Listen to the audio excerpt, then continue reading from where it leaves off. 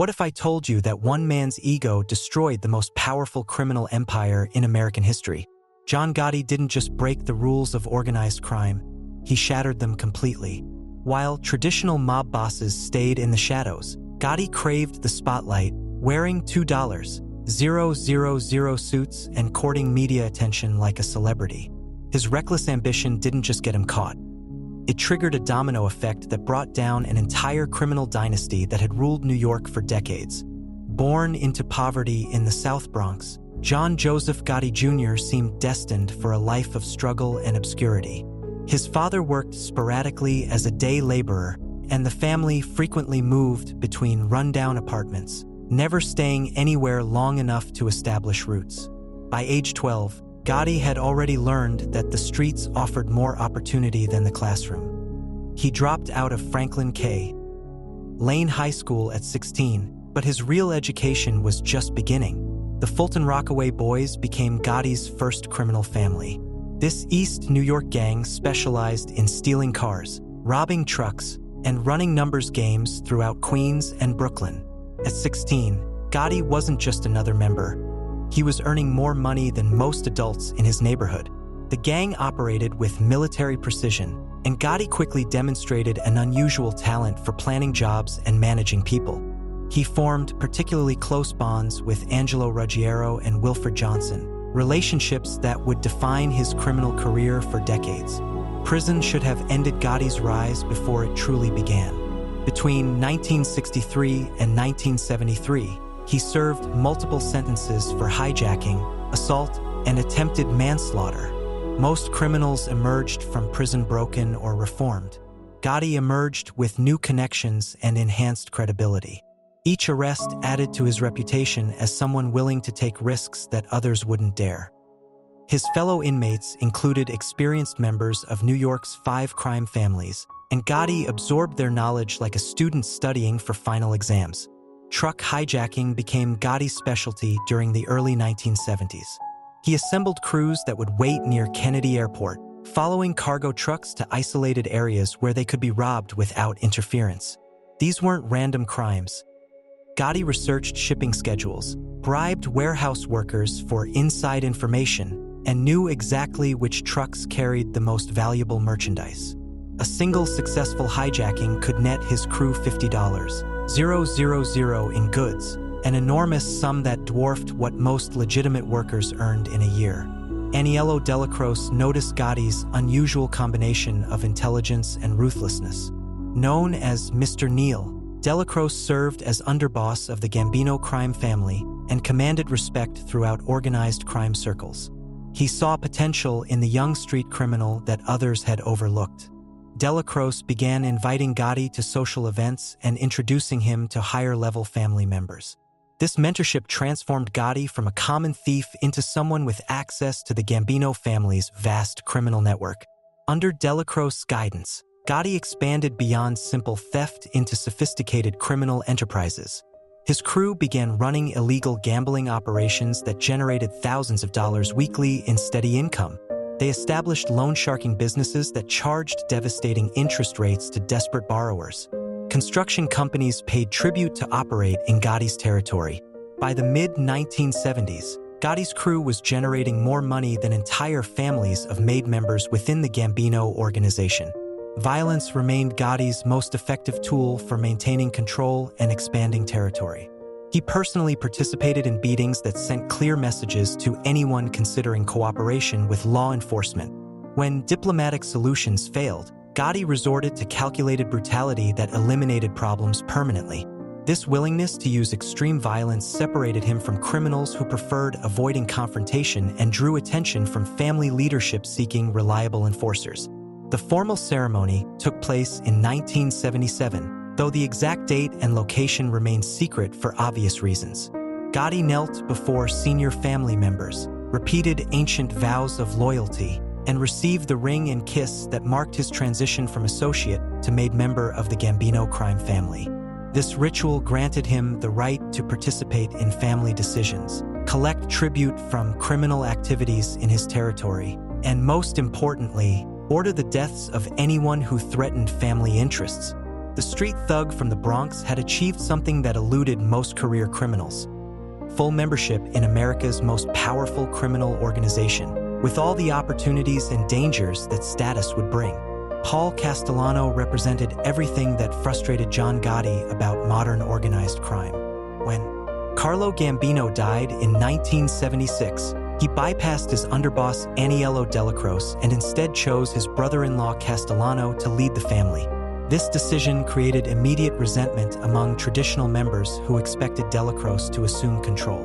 Castellano operated from his massive Staten Island mansion, conducting business through legitimate enterprises and distancing himself from the street-level operations that had built the Gambino empire. The new boss transformed family operations in ways that threatened Gotti's entire criminal network. Castellano focused on construction kickbacks, labor racketeering, and other white-collar schemes that generated enormous profits but required patience and political connections. He viewed truck hijackings, armed robberies, and street-level extortion as outdated methods that attracted unnecessary law enforcement attention. These policies directly attacked the income streams that made Gotti's crew the most profitable unit within the organization. Castellano's ban on drug dealing created additional tension with potentially deadly consequences. Family rules traditionally prohibited narcotics trafficking, but many members ignored this restriction because drug profits dwarfed income from conventional crimes. Gotti's brother Gene had been arrested on drug charges, and Angelo Ruggiero faced similar accusations. Castellano made it clear that anyone involved in drug dealing would face execution, regardless of their rank or connections within the family. The commission system had maintained stability among New York's 5 crime families since the 1930s. This governing body consisted of bosses from each family who resolved territorial disputes, approved major criminal operations, and most importantly, sanctioned assassinations of high-ranking members. No boss could be eliminated without commission approval, a rule that prevented the kind of internal warfare that had devastated organized crime during Prohibition. Violating this fundamental law meant certain death for anyone foolish enough to challenge the system. Gotti began recruiting allies for an unprecedented power grab during 1985. He convinced fellow capos that Castellano's leadership was destroying their earning capacity and making them vulnerable to law enforcement investigations. Frank DeCicco, an influential capo with construction industry connections, agreed that change was necessary. Sammy Gravano brought additional muscle and organizational skills to the conspiracy. These men understood they were risking everything on a single gamble that could either make them the most powerful criminals in New York or get them killed. The planning required extraordinary secrecy and precise timing. Gotti needed to eliminate both Castellano and his underboss Thomas Bellotti simultaneously to prevent retaliation and establish clear succession. The conspirators studied Castellano's routine, identified locations where he could be isolated, and recruited gunmen willing to participate in such a dangerous operation. They knew that failure would result in their own immediate execution and the destruction of their crews. December 16, 1985 became the date that changed organized crime forever.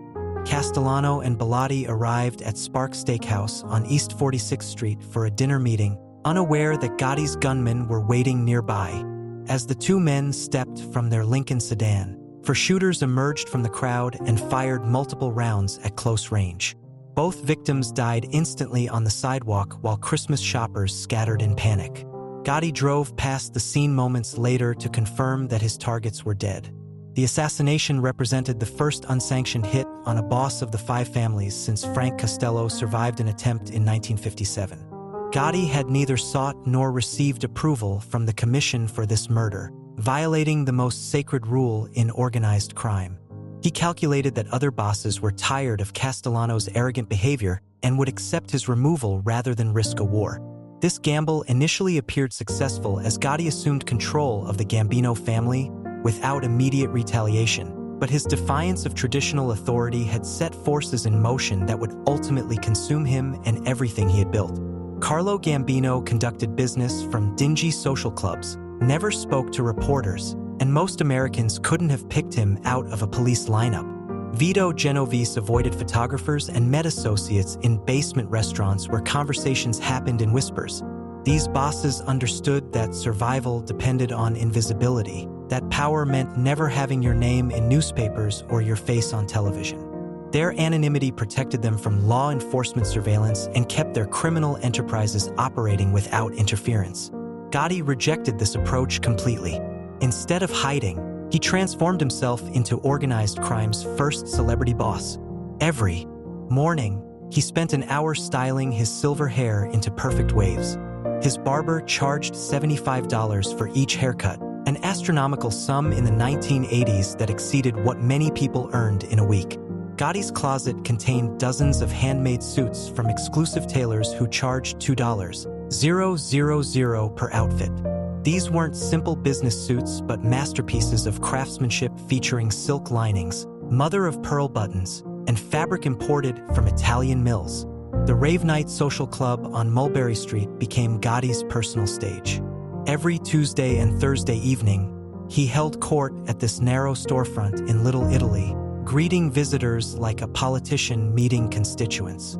Neighborhood residents gathered outside hoping to catch glimpses of the famous mob boss. Gotti reveled in these encounters, shaking hands with children, signing autographs for tourists, and posing for photographs with anyone brave enough to ask. These public appearances violated every rule of organized crime leadership but fed Gotti's insatiable hunger for recognition. Reporters discovered they had found their dream subject in Gotti. His colorful personality, expensive wardrobe, and willingness to engage with media created irresistible stories that sold newspapers and attracted television viewers. The New York Post assigned photographers to follow his daily routine, documenting his restaurant visits, court appearances, and social club meetings. Television news programs featured segments about his latest fashion choices and legal battles. This coverage transformed a Brooklyn criminal into a national figure whose name recognition rivaled movie stars and politicians. The nickname Dapper Don captured public fascination with Gotti's unique combination of criminal power and sophisticated style. Magazine articles described his suits, analyzed his hairstyles, and speculated about his personal life with the intensity usually reserved for Hollywood celebrities. This media attention created something unprecedented in American organized crime history. A mob boss who was genuinely famous, whose face appeared regularly on television screens across the country. Gotti's psychological need for public validation drove his dangerous lifestyle choices. Growing up in poverty, constantly moving between shabby apartments, had created deep insecurities about his social status and personal worth. The media attention and public recognition satisfied emotional needs that money alone couldn't address. He genuinely believed that fame enhanced his power within organized crime circles and intimidated potential enemies who saw him as untouchable. Initially, this celebrity status seemed beneficial for Gotti's criminal operations. His high-profile lifestyle created an aura of invincibility that impressed associates and terrified rivals. Witnesses became reluctant to testify against such a famous defendant, fearing retaliation or simply intimidated by his larger-than-life persona. His acquittals in multiple trials during the 1980s reinforced the perception that legal authorities couldn't touch him despite overwhelming evidence. However, Gotti's fame was attracting the wrong kind of attention from law enforcement agencies who viewed his celebrity status as an insult to their authority. FBI agents, NYPD detectives, and federal prosecutors began treating his capture as their highest priority mission. His visibility made surveillance easier. His predictable routines provided opportunities for wiretapping, and his media statements created evidence that could be used against him in court. The spotlight that fed Gotti's ego had transformed him from an anonymous street criminal into the most watched man in America. Every appearance, every photograph, every interview was building a case file that would eventually destroy him. His pursuit of fame had made him the primary target of every law enforcement agency in the country. The federal courthouse in Brooklyn became John Gotti's second home during the 1980s as prosecutors launched one ambitious case after another against him. Between 1986 and 1990, he faced 3 major trials on charges ranging from assault and conspiracy to racketeering and murder. Each case represented months of FBI investigation, thousands of hours of surveillance, and testimony from cooperating witnesses who risked their lives to speak against him. Federal prosecutors assembled what they considered bulletproof evidence, confident that no jury could ignore such overwhelming proof of criminal activity. The first trial in 1986 involved assault charges stemming from the shooting of Carpenters Union official John O'Connor. Prosecutors presented hospital records, witness testimony, and physical evidence linking Gotti to the attack.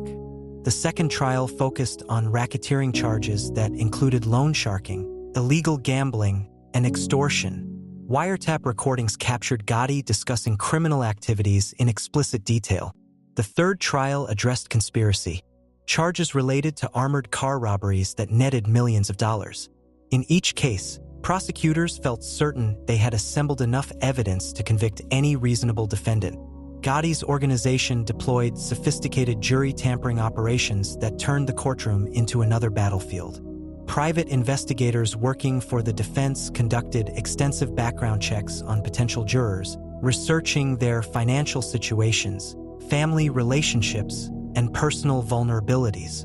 This information helped defense attorneys identify which jurors might be susceptible to bribery or intimidation. In the 1986 racketeering trial, juror George Pape received $60,000 to vote for acquittal, a massive sum that exceeded his annual salary several times over. Witness intimidation reached levels that shocked even experienced prosecutors. Key witnesses received threatening phone calls warning them about the consequences of testifying. Family members found their cars vandalized or their homes burglarized as subtle reminders that cooperation carried risks. Some witnesses discovered that their employers had received anonymous tips about their cooperation with law enforcement, resulting in job losses that destroyed their financial stability. These pressure campaigns convinced dozens of potential witnesses to recant their statements or claim memory problems when called to testify. The most brazen example of jury tampering occurred during Gotti's 1987 trial when defense associates actually approached sitting jurors during the proceedings. Investigators later discovered that Gotti's crew had identified specific jurors and made contact through intermediaries who offered money or delivered threats depending on the situation. Court officers noticed unusual behavior among several jurors, but couldn't prove direct contact had occurred until much later. Each acquittal enhanced Gotti's reputation within organized crime circles and among the general public. Associates viewed his legal victories as proof that he possessed almost supernatural protection from prosecution. Rival crime families began treating him with additional respect, recognizing that someone who could repeatedly defeat federal prosecutors wielded extraordinary power.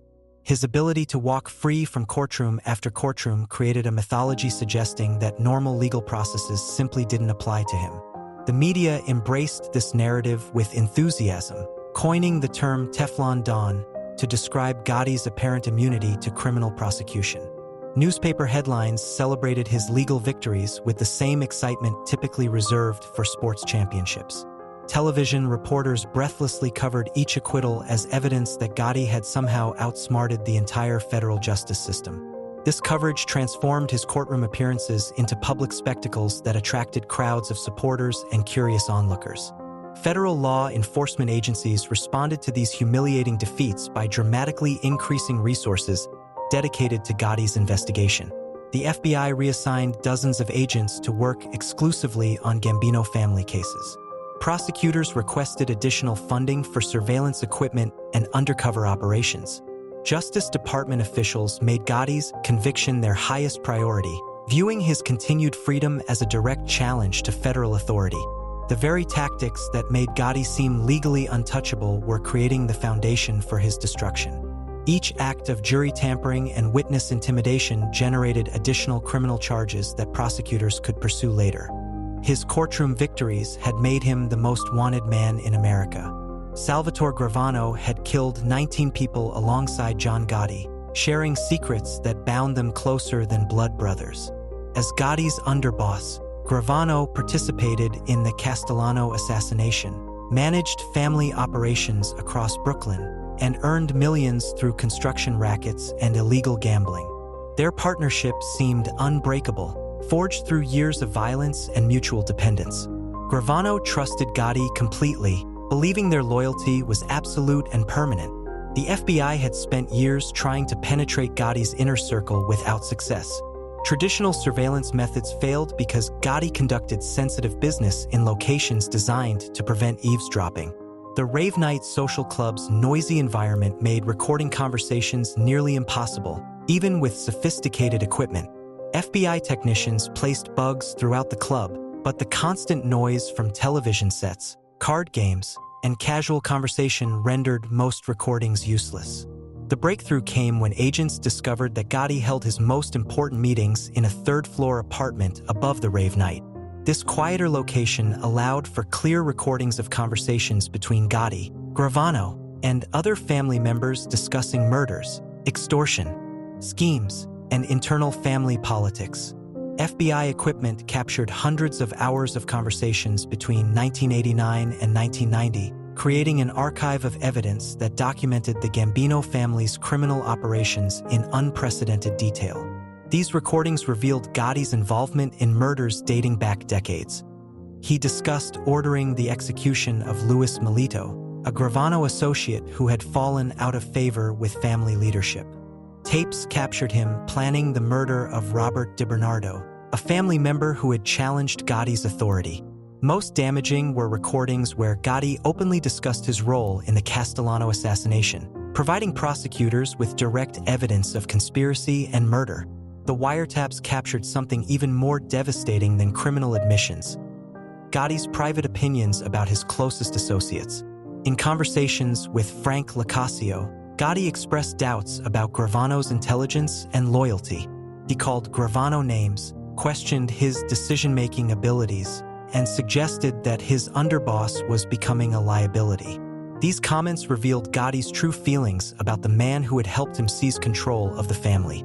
Gravano learned about these conversations when FBI agents played selected recordings during his own arrest in December 1990. Hearing Gotti disparage him shattered Gravano's faith in their partnership and the traditional codes of organized crime. He realized that Gotti viewed him as expendable, someone who could be sacrificed if necessary to protect the boss. This betrayal violated everything Gravano believed about loyalty and respect within the mafia. The decision to cooperate with federal authorities represented an extraordinary violation of organized crime traditions. Gravano understood that becoming a government witness meant abandoning the code of silence that had protected him throughout his criminal career. However, the wiretap recordings convinced him that Gotti had already abandoned their partnership and would gladly destroy him to save himself from prosecution. Gravano's testimony provided prosecutors with details that only an insider could know.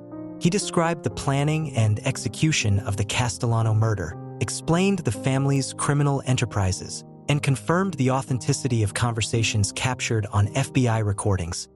His 9 days of testimony connected Gotti directly to multiple murders and racketeering activities, providing the missing pieces that transformed circumstantial evidence into proof beyond reasonable doubt. The combination of wiretap evidence and Gravano's insider testimony created an unbeatable prosecution case. Unlike previous trials where Gotti had successfully tampered with juries, this case proceeded with anonymous jurors who remained sequestered throughout the proceedings. The evidence was too overwhelming and too well documented for any defense strategy to overcome. In April 1992, the jury convicted Gotti on all counts including murder, racketeering, and obstruction of justice. James Fox, head of the FBI's New York office, declared that the Don is covered with Velcro, and every charge stuck. The Teflon Don had finally met his match in technology and betrayal. Gotti's conviction sent shockwaves through organized crime that extended far beyond a single courtroom in Brooklyn. The commission system that had governed the five families since the 1930s suddenly faced a crisis of legitimacy. Other bosses realized that if Gotti could murder Paul Castellano without permission and seize control of the Gambino family, then centuries of established protocol meant nothing. Vincent Giganti of the Genovese family and John Stanfa of the Philadelphia family began questioning whether traditional rules still applied when ambitious underlings could simply ignore them. The unauthorized hit on Castellano marked the first unsanctioned boss assassination since Frank Costello survived an attempt in 1957, shattering 3 decades of relative stability among New York's crime families. Commission meetings became tense affairs where bosses eyed each other suspiciously, wondering who might be planning the next power grab. The governing body that had prevented internal warfare for generations could no longer guarantee anyone's safety or maintain order within the organization. Law enforcement agencies across the country seized on Gotti's media circus as justification for massive budget increases and expanded surveillance programs. FBI field offices that had never prioritized organized crime suddenly received funding for wiretapping operations, undercover investigations, and RICO prosecutions. Police departments assigned detectives exclusively to mob cases, viewing organized crime investigations as career-making opportunities. Federal prosecutors competed for high-profile cases against crime family members, knowing that successful convictions would advance their careers. This increased attention devastated crime families that had operated quietly for decades while Gotti dominated headlines. The Bonanno family lost dozens of members to federal prosecutions as investigators applied lessons learned from the Gotti case. Lucchese family operations collapsed under surveillance techniques perfected during Gambino investigations. Even the traditionally insulated Genovese family found their careful security measures inadequate against law enforcement agencies that had studied Gotti's organization for years. Within the Gambino family itself, Gotti's legacy was complete institutional failure. His conviction triggered a series of prosecutions that decimated the membership rolls. Frank Licasio received life imprisonment alongside Gotti. Sammy Gravano's cooperation led to additional cases against family associates who had trusted him with incriminating information. By the late 1990s, half of the Gambino family's made members were serving prison sentences, transforming the most powerful crime organization in America into a shadow of its former strength. Gotti's focus on personal advancement over family stability had encouraged a culture of self-interest that poisoned relationships throughout the organization. Associates began cooperating with law enforcement at unprecedented rates, realizing that traditional loyalty offered no protection when bosses prioritized their own survival. The code of silence that had protected organized crime for generations crumbled as members concluded that everyone else was looking out for themselves. Other crime families suffered cascading effects from investigations that began with Gotti's organization. Surveillance techniques developed for Gambino cases were applied against Colombo family operations. Prosecution strategies that worked against Gotti were refined and used against Genovese family leaders. Law enforcement agencies shared intelligence and coordinated operations in ways that had never existed before, creating an unprecedented threat to organized crime across the country. Anthony "Gaspipe" Casso of the Lucchese family provided the most damning assessment of Gotti's impact on organized crime when he declared that what John Gotti did was the beginning of the end of Cosa Nostra. This evaluation came from someone who understood the traditional values and operational methods that had sustained the Mafia for decades. Casso recognized that Gotti's pursuit of fame and disregard for established rules had fundamentally altered the criminal landscape. The man who dreamed of becoming the most powerful mob boss in American history instead became the catalyst for organized crime's systematic destruction. His quest for personal glory had triggered consequences that spread throughout the criminal underworld, weakening institutions that had survived law enforcement pressure for generations and creating the conditions for their ultimate collapse. John Gotti died on June 10, 2002, at the United States Medical Center for Federal Prisoners in Springfield, Missouri. He was 61 years old, serving a life sentence for the very crimes that had destroyed the organization he desperately wanted to control. The man who wore $2,000 suits and courted celebrity status spent his final decade in a prison cell, watching his criminal empire crumble from newspaper reports. His pursuit of fame had proven that in organized crime's shadowy world, the spotlight delivers destruction rather than power. Gotti's legacy stands as a permanent reminder that personal ambition can topple entire institutions.